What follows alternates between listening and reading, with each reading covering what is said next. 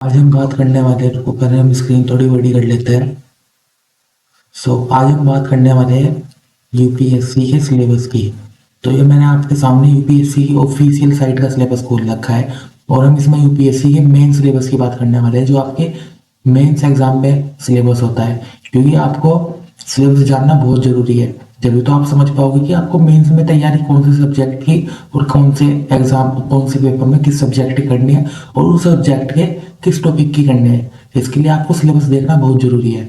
तो चलो अब हम देखते हैं मेंस का सिलेबस क्या है। और हाँ, ये कोचिंग का सिलेबस नहीं है, ये मैंने यूपीएससी ही वेबसाइट से, जो यूपीएससी ने ही लॉन्च कर रखा है मेंस का सिलेबस, उससे उठाया है।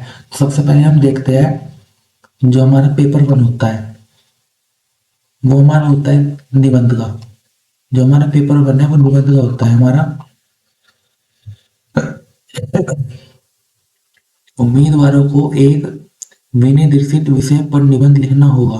विषयों के विकल्प दिए जाएंगे, उनमें आशा की जाती है कि अपने विचार को निबंध के विषय के निकट रखते हुए क्रमबद्ध करें तथा संक्षिप्त में लिखे, प्रभावशाली और सटीक। देखो, ये तो पूरा दे दिया है कि आपको निबंध लिखना है जिस टॉपिक पे दिया जाएगा पेपर वन में। इसे देखो आप जरा, प्रभावशाली एवं सटीक अभिव्यक्तियों के लिए श्रेय दिया जाएगा। आपका निबंध प्रभावशाली होना चाहिए। जो एग्जामिनर आपकी नोटबुक चेक करेगा ना, उसे आपके निबंध में लिखना चाहिए कि बच्चे ने मेहनत की है और आपके निबंध का प्रभाव पड़ना चाहिए। इसके लिए आपको डेली निबंध लिखना होगा, डेली प्रैक्टिस करनी होगी। अब हम चलते हैं अपने पेपर टू, और जिसे हम जीएस वन भी कहते हैं, सामान्य अध्ययन वन। और ये हमारा दूसरा पेपर सामान्य अध्ययन वन का होता है, जीएस वन का। तो इसमें आप देख ही सकते हैं, जो आपसे जिस टॉपिक पूछे जाएंगे उसके पहले सब्जेक्ट दे रखे हैं भारतीय विरासत और संस्कृति, विश्व का इतिहास और भूगोल और समाज। भारतीय विरासत और संस्कृति में आपका आ गया है art and culture. Art and culture आ गया है तो आपका, और एक आपका आ गया है प्राचीन भारत। प्राचीन भारत। और अब दूसरा तीसरा आपका आ गया है इसमें मध्यकालीन भारत।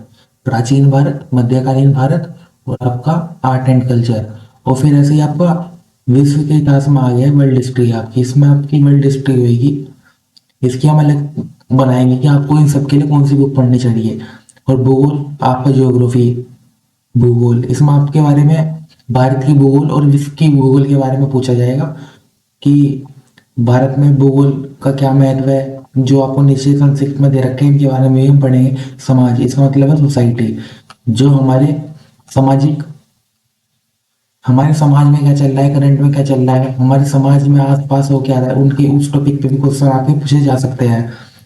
हम देखते हैं भारतीय संस्कृति में प्राचीन काल से आधुनिक काल तक के कला के रूप, साहित्य और वास्तुकला के मुख्य पहलू शामिल होंगे। इसमें आपके भारतीय संस्कृति की जितने भी प्राचीन काल के आधुनिक काल तक के, मतलब आधुनिक काल आपके मॉडर्न हिस्ट्री 1857 तक, आधुनिक काल तक के कला के रूप और साहित्य और वास्तुकला के मुख्य पहलू शामिल होंगे। इसमें जैसा आपके कला के रूप में आपके आर्ट एंड कल्चर आ गया, साहित्य में आपकी बुक्स आ गई और संगीत आ गया और फोक डांस आ गया। और वास्तुकला में जो आप हमारे मंदिर हो गए, पुराने टाइम में कैसे बने थे, क्या ही इनकी कलाकारी थी, इन सब के बारे में आएगा।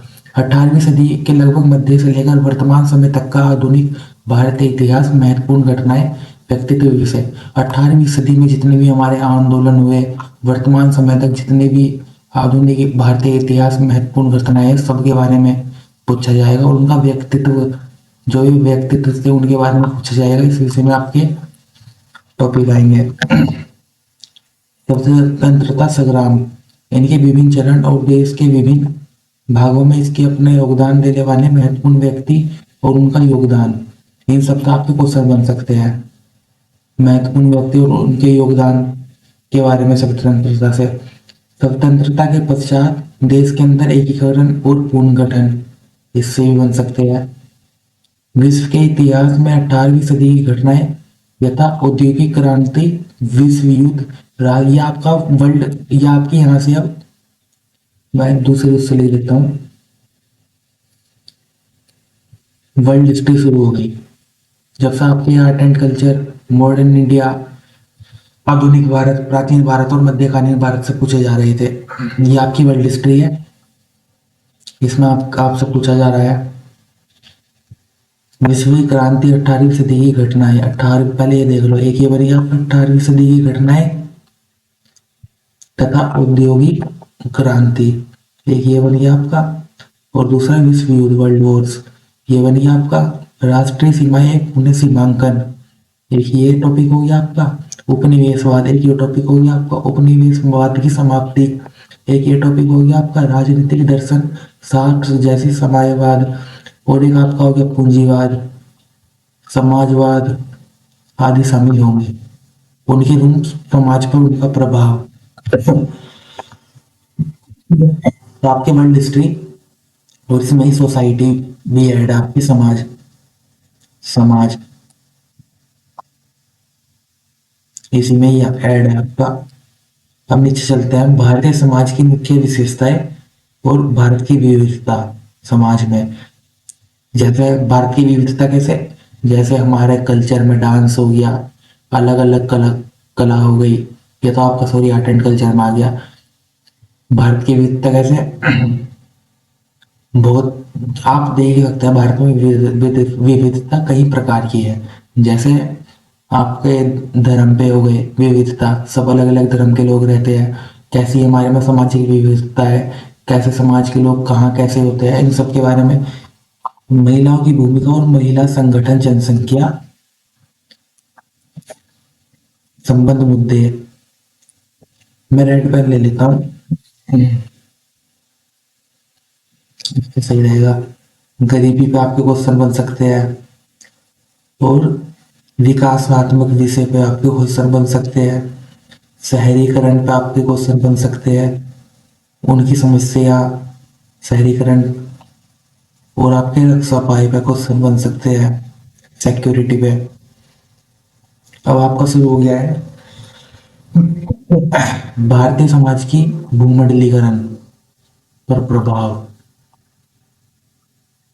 सामाजिक सशक्तिकरण, संप्रदायवाद, क्षेत्रवाद और धर्मनिरपेक्षता, विश्व के भौतिक भूगोल की मुख्य विशेषताएं। इस इस पर आपकी बन सकते हैं, वर्ल्ड ज्योग्राफी है ये आपकी, वर्ल्ड ज्योग्राफी। विश्व भर के मुख्य प्राकृतिक संसाधनों का वितरण, दक्षिण एशिया और भारतीय उपमहाद्वीप में शामिल करते हुए विश्व के विभिन्न भागों में प्राथमिक, वित्तीय और तृतीयक क्षेत्र के उद्योगों को स्थापित करने के लिए जिम्मेदार कारक। और अभी आपका देखो, ये आपकी भूकंप, सुनामी, ज्वालामुखी हलचल, चक्रवात आदि। चक्रवात हमारे टोर्नेडोज को कहता है, टोर्नेडोज, जो कि गोल गोल बवंडर बनते हैं दो हवा के मिलने से। जैसी महत्वपूर्ण भौगोलिक घटनाएं, भौगोलिक विशेषताएं और उनके स्थान अति महत्वपूर्ण भौगोलिक विशेषताएं, जल स्रोत और हिमावरण सहित, और वनस्पति प्राणी जगत परिवर्तन और इस प्रकार के परिवर्तनों के प्रभाव। जितने भी आपकी ये नेचुरल डिजास्टर होते हैं, इन सब के क्या प्रभाव पड़ते हैं, ये कैसे होते हैं, इन सब के बारे में जितने भी क्वेश्चन बनते हो इन सभी टॉपिक के, कि आपके जितने भी जीएस वन के जितने भी सभी टॉपिक थे, पहले इसे मिटा देता हूँ।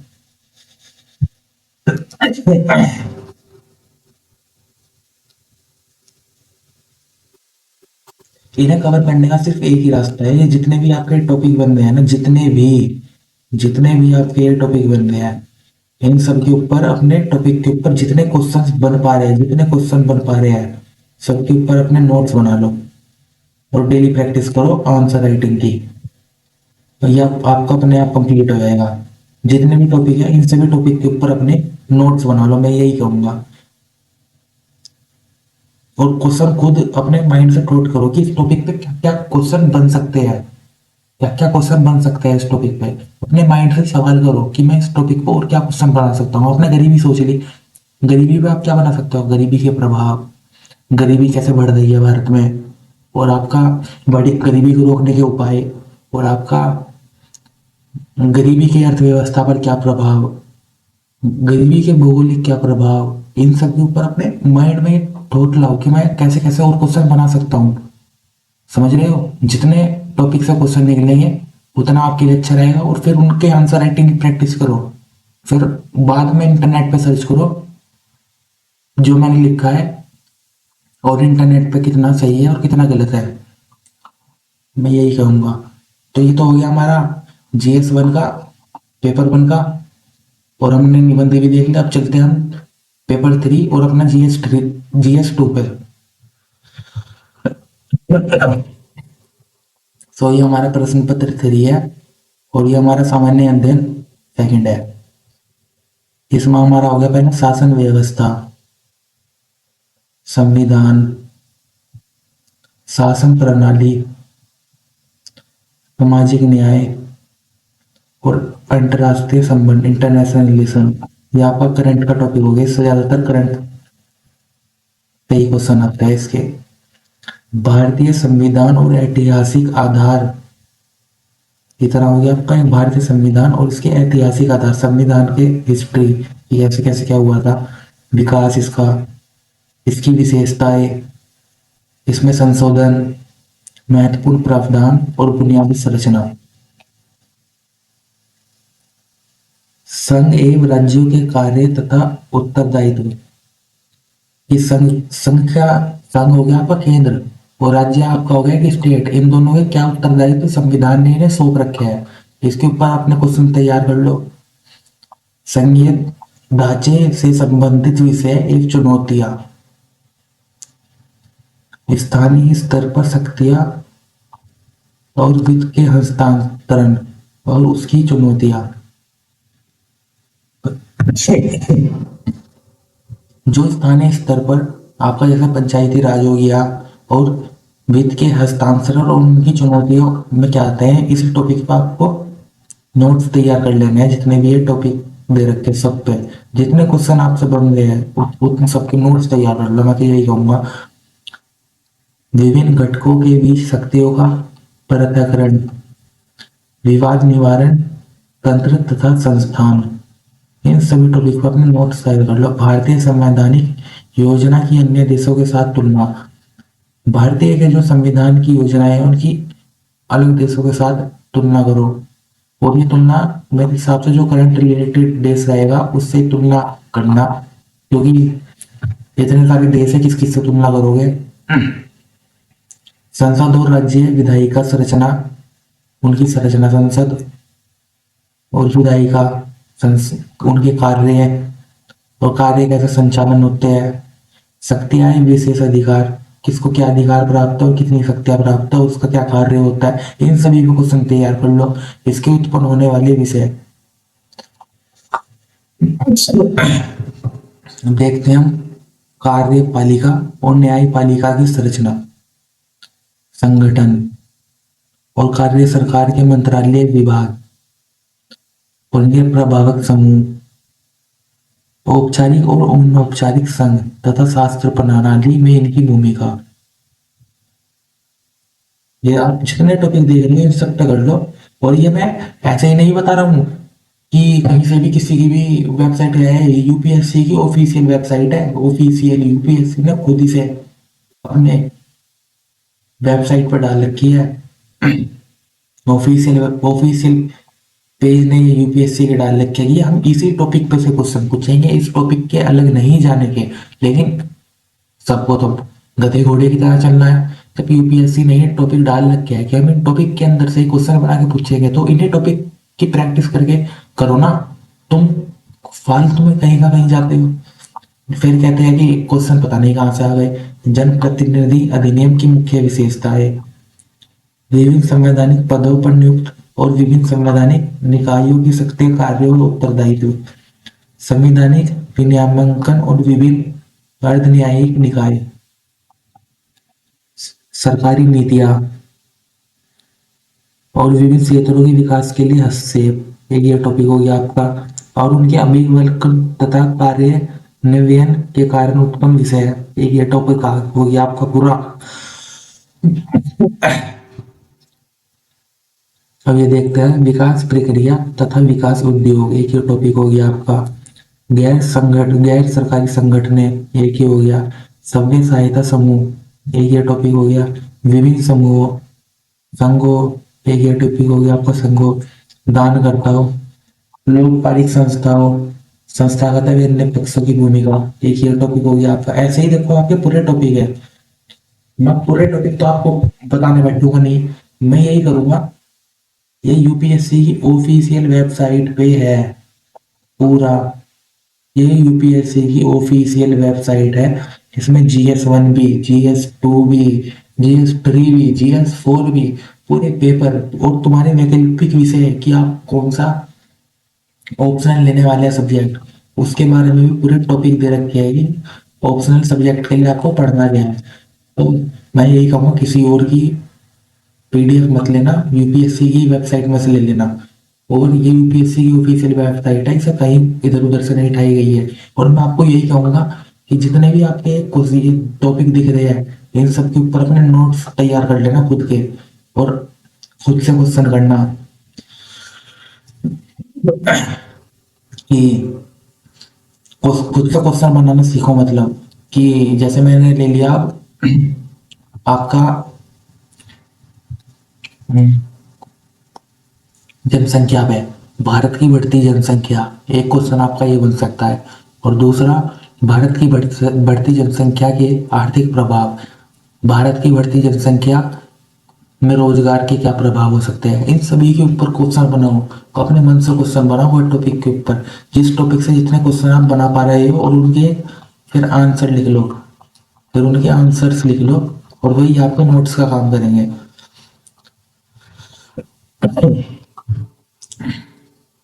और ऐसे ही आपका, अब हम मोटा मोटा लेके चलते हैं। इसके बाद आ गया आपका प्रश्न पत्र 4, इसका मतलब GS3। इसमें आपका प्रौद्योगिकी, टेक्नोलॉजी, आर्थिक विकास, इकोनॉमी, जैव विविधता, इन्वायरमेंट का हो गया आपका जैव विविधता, पर्यावरण, इन्वायरमेंट, सुरक्षा तथा आपदा प्रबंधन। आपदा प्रबंधन आपका ज्योग्राफी से ही कंप्लीट हो जाएगा, जो इसमें अलग से दे रखे हैं। और फिर इन सब के ही ऐसे टॉपिक दे रखे हैं इन्होंने।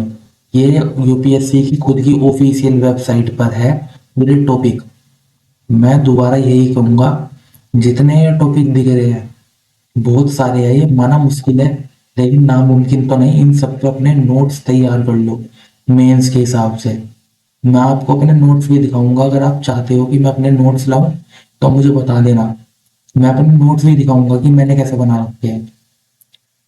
और अब चलते हैं हम प्रश्न पत्र 5th पे। अपने प्रश्न पत्र 5th पे हमारा है GS4। GS4 में हमारा है नीति शास्त्रीय एथिक्स है, नीति शास्त्र, सत्यनिष्ठा और अभिरुचि। ये हमारे माइंड से पूछे जाते हैं कि हमारा माइंड क्या सोचता है किसी चीज के लिए, हमारा माइंड क्या कंक्लूजन देता है, हमारी उस चीज के लिए सोच क्या है। पेपर में दे देगा कि इसके बारे में बताइए, हमारी उस चीज के लिए सोच क्या है, हमारा दिमाग क्या करता है, इस सब के बारे में इसमें पूछा जाएगा कि ये हमारी सोच का पेपर है एथिक्स। इससे जो एग्जाम दे रहा है उसकी सोच का पता लगता है। आप इसके बुक के बारे में भी पढ़ लेते हैं। इस प्रश्न पत्र में ऐसे प्रश्न शामिल होंगे जो सार्वजनिक जीवन और उम्मीदवारों की सत्यनिष्ठा, ईमानदारी से संबंधित विषयों के प्रति उनकी अभिवृत्ति तथा उनके दृष्टिकोण तथा समाज से आचार व्यवहार में विभिन्न मुद्दों तथा सामने आने वाली समस्याओं के समाधान को लेकर उनकी मनोवृत्ति का परीक्षण करने, इनकी आयामों का निर्धारण करने के लिए प्रश्न पत्रों के इसी मामले में अध्ययन का माध्यम भी चुना जा सकता है। मुख्य रूप से निम्नलिखित क्षेत्रों को कवर किया जाएगा। ये देखो, नीति शास्त्र तथा मानवीय यह संबंध। फिर इसके ऊपर टॉपिक दे दिए इन्होंने कि इसके ऊपर हम इन सब नीति शास्त्र में हम इन टॉपिक से पूछेंगे। और ऐसे इन्होंने अभिवृत्ति दे दिया सब्जेक्ट, और फिर अभिवृत्ति के अंदर ये टॉपिक है, इन्हीं के अंदर से क्वेश्चन आएंगे। ये नहीं है कि कहीं से भी यूपीएससी कोई भी क्वेश्चन उठा के दे देती है, वो उन्होंने पहले वही सिलेबस दे रखा है।